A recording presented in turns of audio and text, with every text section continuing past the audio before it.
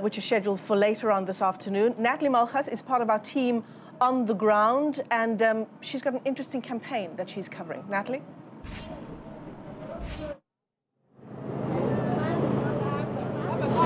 Michelle, we're standing at where the red carpet is going to be a little later this evening, and much of the focus on the red carpet, at least, is around on what the parliamentarians are wearing.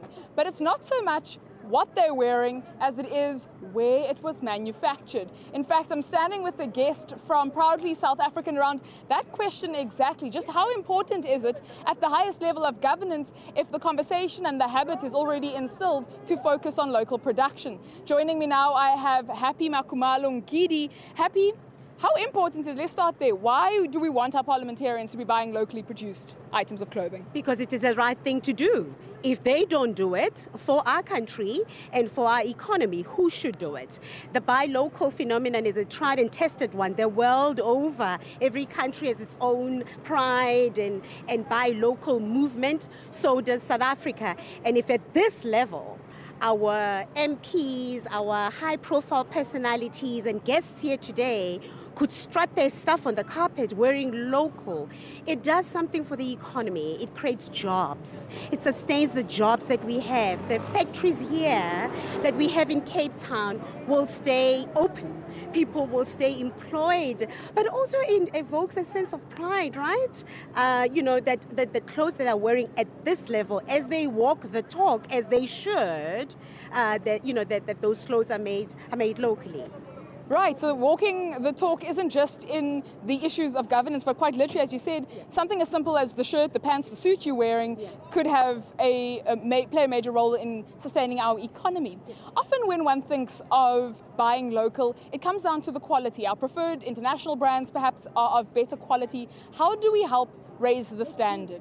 And that's twofold. The answer to that is twofold. You're right. As the president rightfully said in 2019, when we as Proudly South African challenged him and said, President, do not show up at SONA, please, wearing a suit from elsewhere. We sent him a list of where he could buy his suit, his shirts, his shoes and everything, locally. And he did. He heeded our call. In fact, he stood there, he said, the suit, the shoes, the shirt I'm wearing is made locally. Don't ask me about anything else, but everything you see is made locally.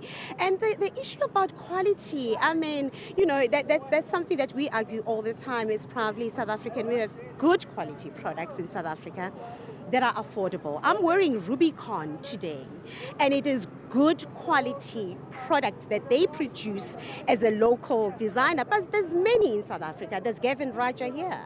There's Amanda Late Sherry in Durban. There's many others who are not necessarily high profile. It might be a seamstress down the road who may have created an amazing, outfit for the carpet. So it's about it's a perception. And it's about us changing the narrative and saying local is lekker, and we are here to show you just how lekker local is, and that we must do the right thing. It must start to feel like you've done something wrong as a South African if you don't wear local. Thank you very much, Happy Makumalo Ngidi. As her name suggests, let's be more joyful and excited about focusing on locally produced goods. So a little later, when the red carpet officially opens and all those parliamentarians make their way into the City Hall for the State of the Nation address, it's not so much the focus on the glitz and the glam, but perhaps where it came from and that conscious decision to focus on locally made and manufactured goods, Michelle. For the rest of the afternoon, we'll be focused on all those periphery elements ahead of the State of the Nation address, and we'll be here right up until 7 o'clock, right after this break.